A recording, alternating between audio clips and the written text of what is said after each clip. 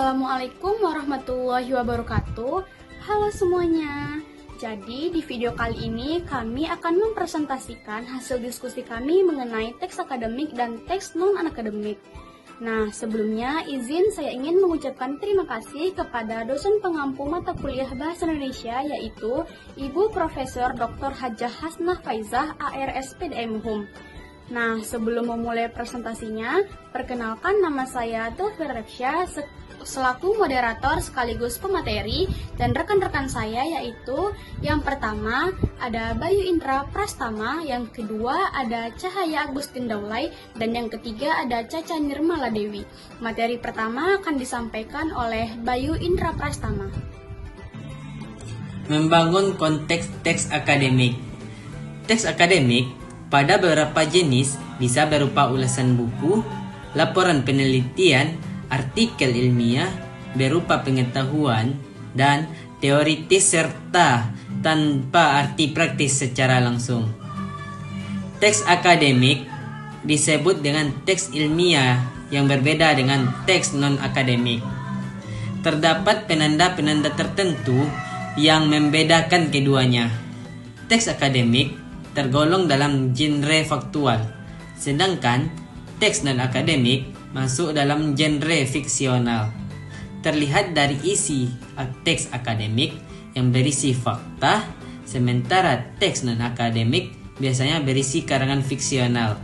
Ketika telah memahami teks akademik, selanjutnya akan dapat memahami tentang pentingnya teks tersebut dalam aktivitas akademis kita.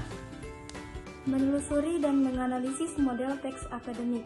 Yang pertama, mengidentifikasikan ciri-ciri teks akademik dan non-akademik. Berdasarkan pemahaman umum, teks akademik dapat ditandai dengan ciri-cirinya yakni kebakuan, kelogisan, dan keobjektifan. Akan tetapi, sifat-sifat tersebut masih belum dapat menjelaskan secara utuh. Sebab, teks non-akademik pun pada hal tertentu dapat memperlihatkan ciri akademik tersebut. Oleh karena itu, semua teks bisa mempunyai cirinya yang sama, yakni bisa bersifat akademik maupun non-akademik dari aspek tertentu. Yang kedua, menganalisis pentingnya teks akademik. Teks akademik tak dapat terlepas dari lingkungannya akademik sebagian masyarakat akademik.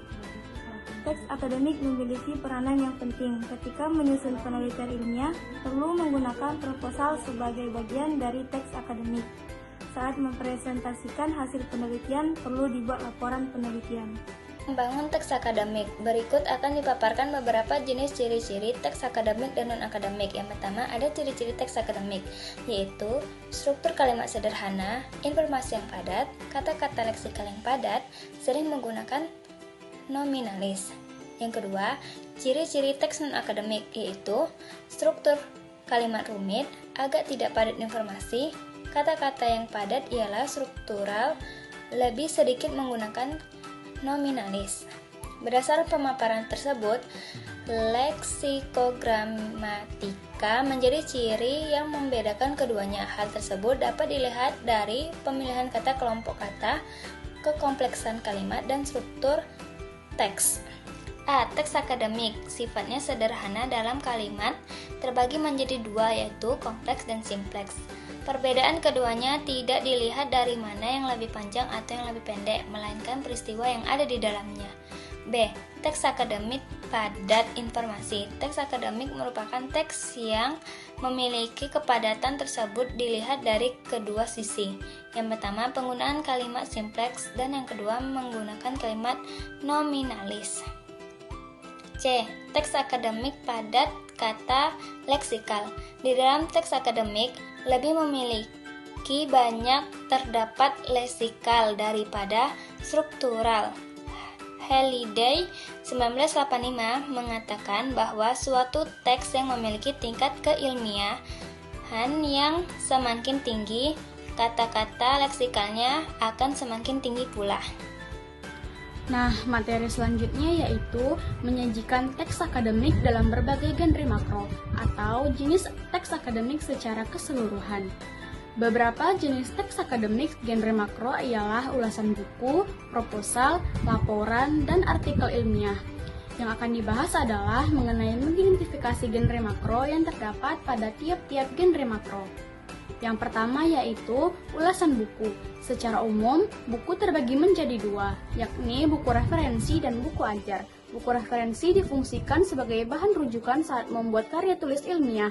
Mengulas buku ialah mengkritik sebuah buku yang bertujuan untuk mengetahui kelebihan dan kekurangannya. Hal tersebut diperlukan saat membuat proposal penelitian seperti skripsi, tesis, dan disertasi. Yang kedua yaitu proposal. Proposal ialah susunan rancangan penelitian atau kegiatan. Proposal penelitian biasanya digunakan dalam lingkungan akademik yang kemudian akan menjadi skripsi, tesis, atau disertasi.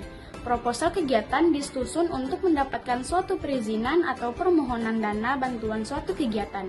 Nah, yang ketiga adalah laporan. Laporan terbagi menjadi dua, yakni laporan penelitian dan laporan kegiatan. Laporan penelitian seperti skripsi, tesis, dan disertasi. Laporan penelitian memiliki struktur yang lebih baku sesuai dengan gaya atau aturan yang terdapat pada lembaga akademik tertentu.